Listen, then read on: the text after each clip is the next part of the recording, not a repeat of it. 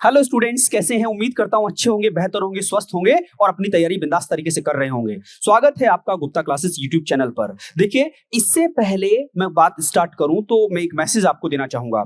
जो हमने एक कॉन्स्टिट्यूशन की सीरीज, संविधान की 12 वीडियो की एक सीरीज अपलोड की है, तो अगर आप उस सीरीज को देखते हो तो उसका लाभ कहां कहां उठा सकते हो? उत्तर प्रदेश पुलिस, उत्तर प्रदेश दरोगा, दिल्ली पुलिस दरोगा, सीपीओ बोलते हैं, and CGL, CHSL, MTS, GD, super TET, NDA, CDS, AFCAT means India में जितने भी नंबर ऑफ एग्जाम्स होते हैं उस सीरीज का आप लाभ उठा सकते हो।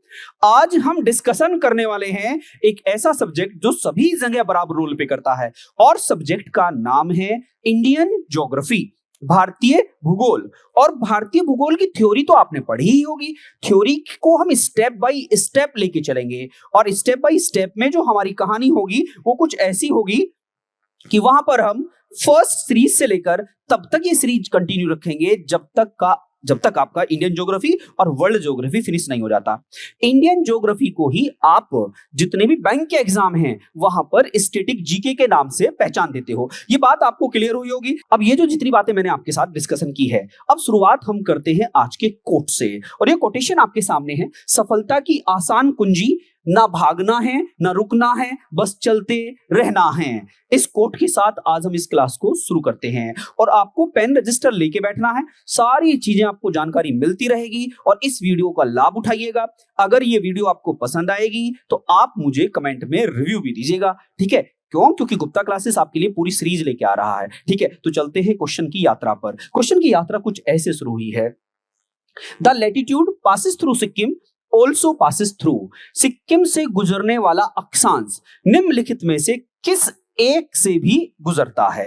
वो कह रहा है कि सिक्किम उत्तर प्रदेश हिंदुस्तान का एक ऐसा राज्य है जिस राज्य से कोई लैटिट्यूड लाइन गुजर रही है, अक्षांश रेखा गुजर रही है। तो पूछ रहा है वो इनमें से और ऐसा स्टेट कौन सा है जिससे वो अक्षांश रेखा गुजरेगी।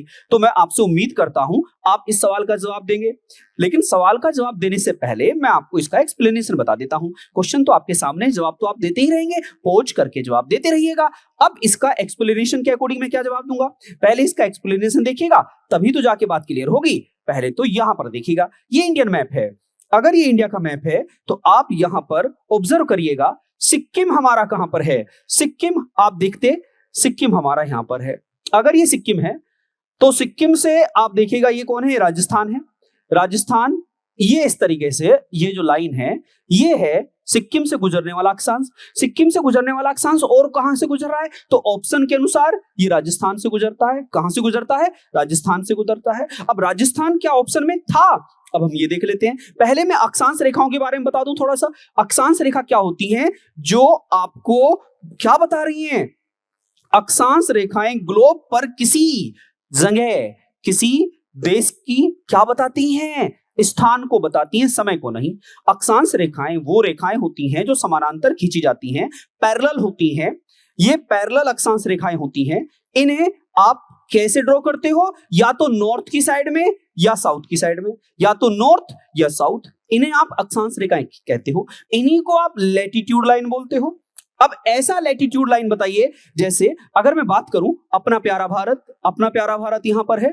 अगर ऐसा भारत है तो भारत को दो हिस्सों में डिवाइड करती है कौन सी रेखा, कौन सी अक्षांश रेखा? कर्क रेखा, ये सभी को पता है। लेकिन सवाल जो पूछ रहा है, सवाल ने पूछा है कि ऐसी रेखा बताओ जो सिक्किम को काटती हुई इनमें से किस राज्य को भी काटती है। जैसा कि सवाल आपके सामने था, सवाल आपके सामने कुछ ये था, तो मुझे बताओ इस सवाल के जवाब में आपने क्या जवाब दिया? सर राजस्थान।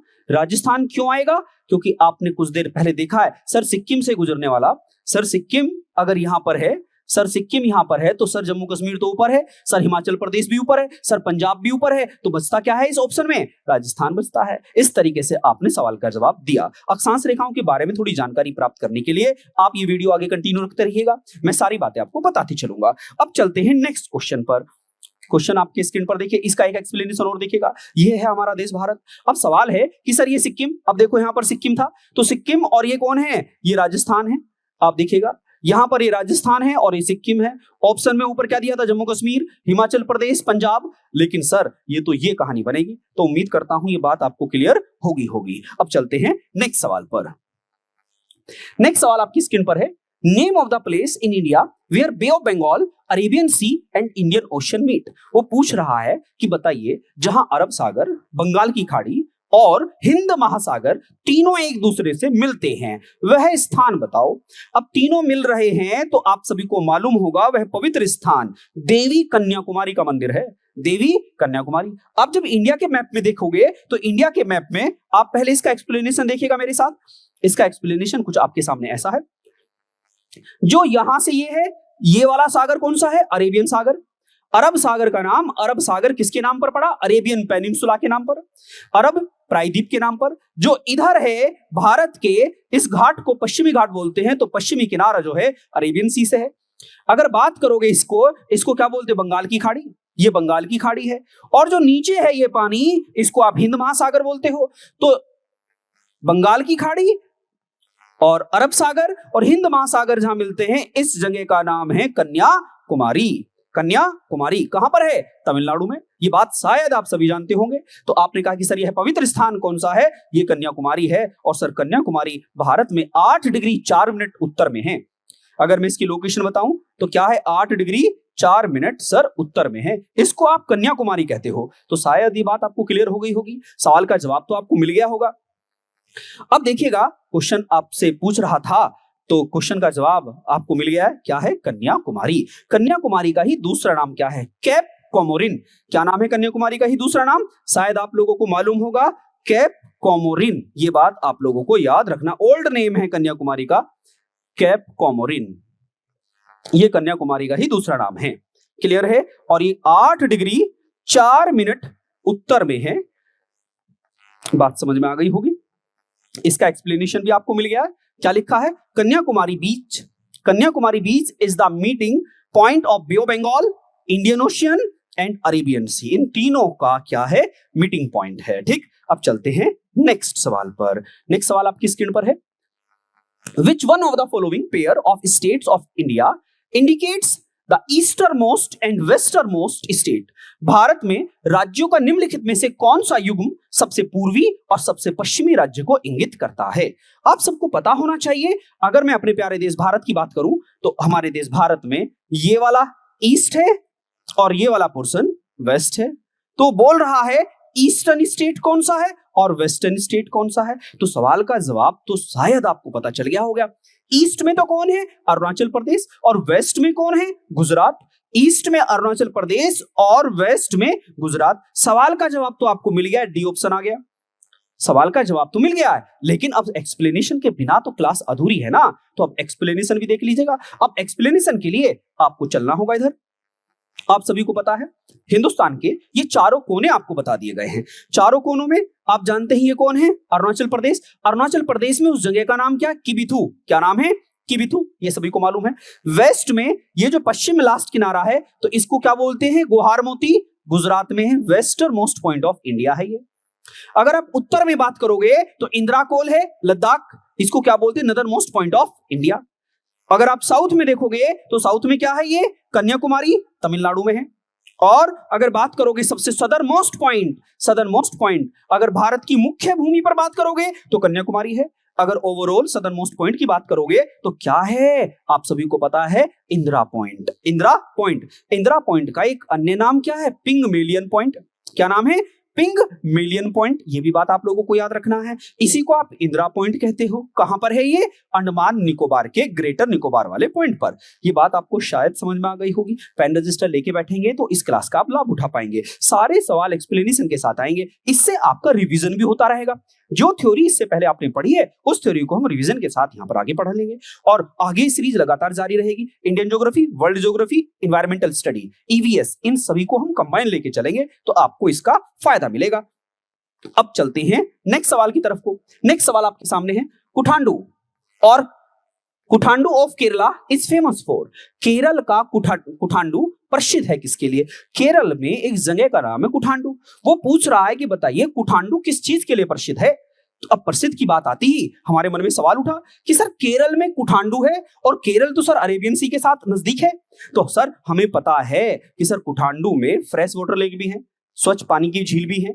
और सर हमें यह भी मालूम है कि क्या मालूम है कि भारत में केरल में यह कुठांडू नामक जो स्थान है सबसे लोवेस्ट पॉइंट है। क्या है? सबसे लोवेस्ट पॉइंट है। लोवेस्ट का मतलब क्या है? समुद्र के, जैसे समुद्र का पानी भरा हुआ है, समुद्र के पानी के जस्ट बाद जो जमीन का टुकड़ा स्टार्ट हुआ है भारत का, उस जमीन के टुकड़े पर सबसे क्या है? लोवेस्ट है। तो भारत का सबसे लोवेस्ट पॉइंट अगर कोई है तो वो कौन है? कुठांडू है। क्या बताएंगे? The region with the lowest altitude of India. जैसे आप सभी को मालूम होगा भारत का सबसे हाईएस्ट एल्टीट्यूड कौन सा है? भारत का सबसे ऊंचा बिंदु कौन सा है? सब लोगों को जग जाहिर है, K2 Godwin Austin. K2 Godwin Austin Bharat का सबसे ऊंचा स्थान है। जैसे विश्व का सबसे ऊंचा स्थान क्या है? क्या नाम है? Mount Everest. तो भारत का सबसे ऊंचा कौन है? K2 Godwin Austin. और हिमालय रेंज में कोई पूछे या अनडिस्प्यूटेड इंडिया में पूछे, गैर विवादित भारत में भारत का सबसे ऊंचा पॉइंट कौन है? आप लोगों ने सुना है कंचनजंगा। क्या नाम सुना है? कंचनजंगा। ये भी बात सुनी है। लेकिन भारत का सबसे लोवेस्ट पॉइंट, मतलब समुद्र के जस्ट बाद जो स्टार्ट होता है, वो क्षेत्र कौन सा है? उसका नाम कुठांडू है। तो सवाल का जवाब शायद मिल गया होगा आपको। क्लियर है? अब इसका एक्सप्लेनेशन देख लीजिएगा। एक्सप्लेनेशन कुछ और है। आप देखिएगा यहां पर वो कुठांडू है, ये कुठांडू, ये जगह है कुठांडू। अब ये कुठांडू जगह है तो सर ये क्या है? अरेबियन सी है, अरेबियन सी है। और ये केरल का पूरा मैप है, ये केरल का मैप है। तो आप समझ गए होंगे कि सर केरल में जो कुठांडू नामक स्थान है सर ये लोवेस्ट पॉइंट है। अब चलते हैं आगे। क्वेश्चन की यात्रा हमारी लगातार बराबर बनी रहेगी।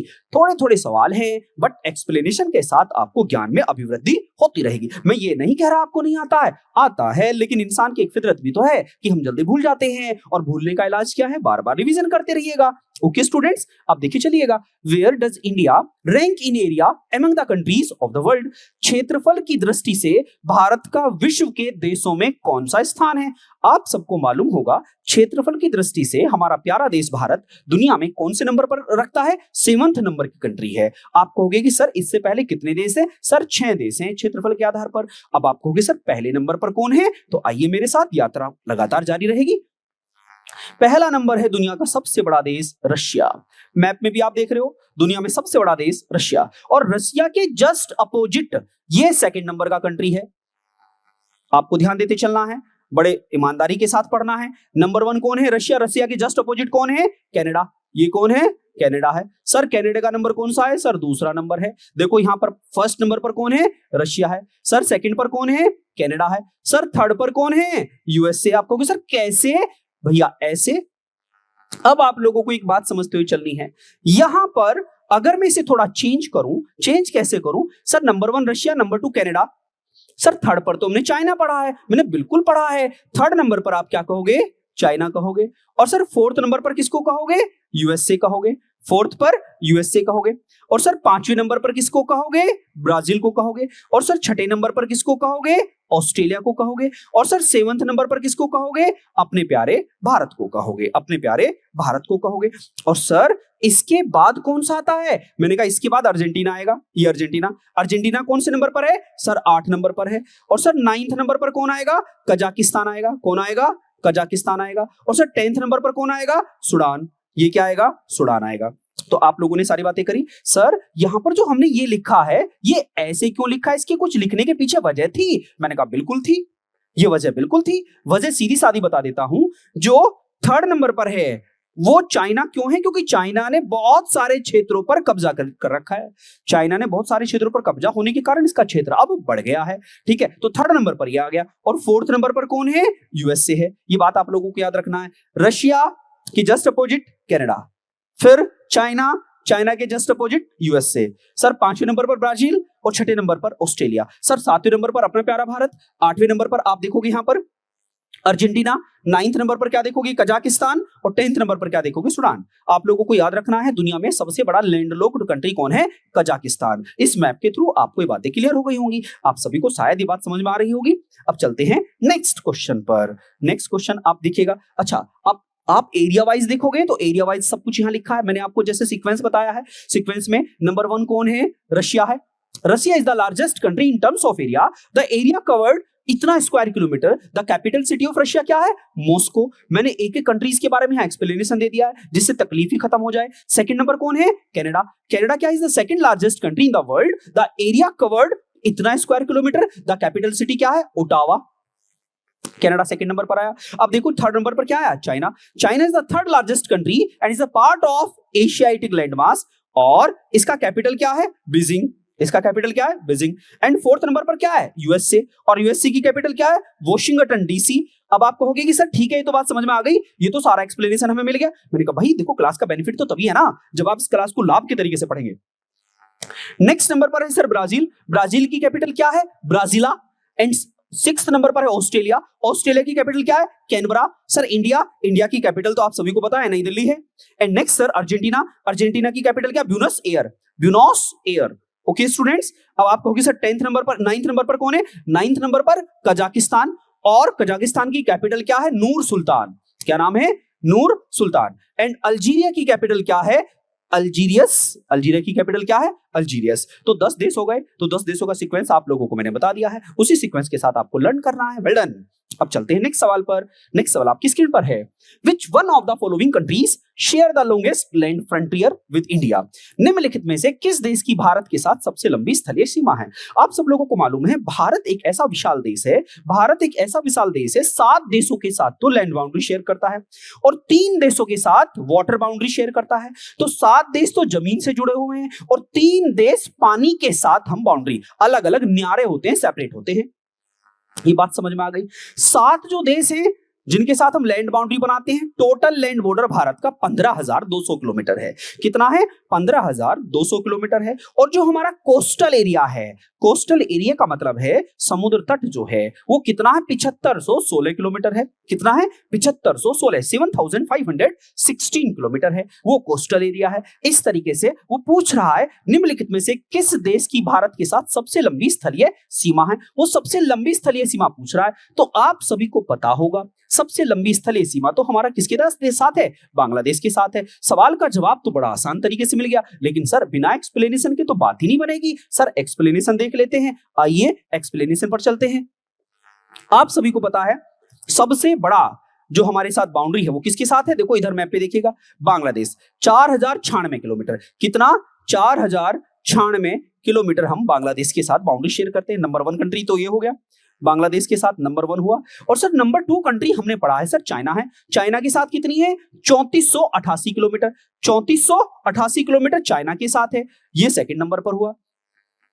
और सर थर्ड नंबर पर कौन है, मैंने कहा भाई थर्ड नंबर पर अपना प्यारा पड़ोसी पाकिस्तान है। अरे गुस्से में आ गए, प्यारा नाम बोलते ही, अरे है तो अपना ही पार्ट था, कभी टेंशन क्यों ले रहे हो। अरे देखो हमारा तो देश अतिथि देवो भव, ठीक, वासुदेव कुटुंब की परंपरा पर चलने वाला है। प्यारा बोल भी दिया तो क्या दिक्कत है। चलिए आइए अब देखिए थर्ड नंबर पर कौन है, पाकिस्तान है, 3323 किलोमीटर। तो फर्स्ट नंबर पर आपने क्या देखा, बांग्लादेश। सेकंड नंबर पर कौन देखा, चाइना। और थर्ड नंबर पर कौन देखा, पाकिस्तान देखा। और सर फोर्थ नंबर पर कौन है, अब नेपाल। नेपाल तो सर वो देश है जिसके साथ हमारा रोटी बेटी का रिश्ता है। बिल्कुल भाई, रोटी बेटी का रिश्ते का मतलब है कि हमारी बेटियां हैं, उनकी बेटियां हमारे यहाँ ब्याह जाती हैं और हमारी उधर। ये बातें आप लोगों को समझ में आना चाहिए। तो ये 4th नंबर का है। और सर 5वें नंबर का कौन है फिर, मैंने कहा भैया 5वें नंबर पर कोई और नहीं है, म्यांमार है। कौन है, ये म्यांमार है। और सर 6th नंबर पर कौन आया फिर, सर 6th नंबर पर कौन आया, मैंने कहा बेटा भूटान आया। भूटान के साथ कितना किलोमीटर है, 699। और सर 7वें नंबर पर कौन है, सर अफगानिस्तान है, 106 किलोमीटर हम अफगानिस्तान के साथ बाउंड्री शेयर करते हैं। इस तरीके से आपने फर्स्ट कंट्री कौन पढ़ा, China, sir sorry Bangladesh. Second country क्या पढ़ा, चाइना। थर्ड क्या पढ़ा, पाकिस्तान। फोर्थ क्या पढ़ा, Nepal. And fifth sir Myanmar. Sixth Bhutan. और सर 7th पर अफगानिस्तान। सर अफगानिस्तान के साथ जो 106 किलोमीटर बाउंड्री है सर वो कहां पर है, पाकिस्तान ऑक्यूपाइड कश्मीर वाले क्षेत्र में हम अफगानिस्तान के साथ 106 किलोमीटर बाउंड्री शेयर करते हैं। उम्मीद करता हूं ये बात आपको समझ में आ गई होगी। अब चलते हैं नेक्स्ट सवाल पर। नेक्स्ट सवाल आपके सामने है, extension of the international boundaries of along with their neighboring country in ascending order। ascending order का मतलब है बढ़ते हुए क्रम में। बढ़ते हुए क्रम का मतलब क्या है, पहले छोटा आएगा, फिर उससे बड़ा, फिर उससे बड़ा और फिर उससे बड़ा। समझ गए, असेंडिंग ऑर्डर का मतलब है बढ़ते हुए क्रम में, इंक्रीजिंग ऑर्डर। तो अब आप देखिएगा सबसे ज्यादा तो किसके साथ करते हैं हम, बांग्लादेश के साथ करते हैं। तो इस सवाल में बांग्लादेश केवल 2 जगह ही है, एक तो यहां पर है और एक यहां पर है। सवाल का जवाब मिलते ही ये तो तय हो गया कि या तो ऑप्शन बी है या ऑप्शन डी है। अब हम नेक्स्ट देख लेते हैं। आप सभी को पता है नेपाल बांग्लादेश से कम किसकी है? चाइना की है। चाइना से कम पाकिस्तान, पाकिस्तान से कम नेपाल। तो इसका बेस्ट जवाब क्या आएगा? इसका भैया बी जवाब आएगा। क्लियर है? कुछ देर पहले अभी क्वेश्चन में हमने पढ़ा है, तो इसका जवाब क्या मिल गया आपको? बी। ओके, अब आप कहोगे ठीक है सर, ये तो बात हमें समझ में आ गई, मैप पे भी अभी बताया आपने। मैंने कहा बिल्कुल बताया है भैया। फर्स्ट नंबर कौन है? Bangladesh, second China, third Pakistan, fourth Myanmar, and sir fifth Nepal, and sixth Bhutan, और sir seventh number Afghanistan. Okay, ये बातें कुछ देर पहले हमने पढ़ी हैं। अब चलते हैं नेक्स्ट सवाल पर। नेक्स्ट सवाल आपकी स्क्रीन पर है। The boundary line between India and Pakistan is an example of. Bharat तथा पाकिस्तान के मध्य सीमा रेखा एक उदाहरण है। वो पूछ रहा है भारत तथा पाकिस्तान के बीच में जो सीमा रेखा है वो किसका उदाहरण है? देखो, कोई नेचुरल बाउंड्री थोड़ी थी, नेचुरल नहीं थी, ये तो रेड क्लिफ के द्वारा जबरदस्ती थोपी गई थी हमारे ऊपर। रेड क्लिफ के द्वारा जबरदस्ती थोपी गई थी। तो जब जबरदस्ती थोपी गई है तो हम इसका नाम क्या कहेंगे? Super imposed. Super imposed. अब आप लोगों को एक बात याद रखनी है, इस सवाल के एक्सप्लेनेशन पे मैंने हिंदुस्तान पूरे विश्व में जितनी लैंड बाउंड्रीज होती हैं उनके बारे में एक्सप्लेनेशन दिया है, उनके बारे में एक्सप्लेनेशन दिया है। मैं स्क्रीन पर दिखाते चलूंगा, आप अपने घर पे नोट्स बनाते रहना, ठीक है? कितने टाइप की लैंड बाउंड्री होती हैं? 14 टाइप की होती हैं। 14 टाइप के क्या होते हैं? सीमाएं होती हैं दो देशों के बीच में। उनमें से भारत और पाकिस्तान के बीच में थोपी गई सीमा है, इसको आप क्या कहेंगे? Super imposed boundary. अब आप कहोगे कि ठीक है सर, ये तो बात समझ में आ गई, लेकिन सर ये 3 समझ में नहीं आई। तो मैंने कहा 3 तो छोड़ दो, मैं तो आपको 14 समझाऊंगा। 14 प्रकार की सीमाएं होती हैं देशों के बीच में, 14 प्रकार की सीमाएं। आप कहोगे कि सर ये तो पहली बार सुना है। अरे क्लास ले रहे हो तो बहुत कुछ मेरे भैया पहली बार सुनोगे। आप देखोगे, आप देखना यहां पर ये सब नंबर 1 के साथ देखना। क्या लिखा है? Antecedent boundaries. नंबर 2 पे क्या लिखा है? Consequent boundaries. इनके अंदर जो ये डेटा लिखा है इसे ईमानदारी के साथ पोज करके स्क्रीनशॉट लेके नोट्स बनाने ला आसानी से। अब देखो थर्ड नंबर पर, देखो थर्ड नंबर पर क्या है? Cultural boundary. And fourth number पर क्या है? Defined boundaries. डिफाइंड बाउंड्रीज, ठीक है। अब चलते हैं नेक्स्ट। अब देखो सारी टाइप की बाउंड्रीज तुम्हें यहां समझ में आ जाएगी। And delimited boundaries, demarcated boundaries, and economic boundaries, geometric boundaries, ये सभी सीमा रेखाओं के नाम है, ठीक है। अब आप आगे देखोगे, आगे यहां पर ऑब्जर्व करना। नेक्स्ट क्या है? मिलिटराइज, जो मिलिट्री के द्वारा बनाई गई बाउंड्री है। एंड नेक्स्ट क्या है? नेक्स्ट आप देखिएगा नेचुरल बाउंड्रीज, प्राकृतिक सीमाएं, पहाड़, झरने। एंड नेक्स्ट क्या है? Open boundaries. नेक्स्ट क्या है? अब देखिए ना, सारी की सारी बातें आपको इतने बेहतर तरीके से, इतने बेहतर ढंग से एग्जाम्पल के साथ बताई गई हैं। आप थोड़ा प्रयास तो करना। अब देखिए आगे नेक्स्ट क्या है? Relic boundaries. एंड नेक्स्ट क्या है? Super imposed boundaries.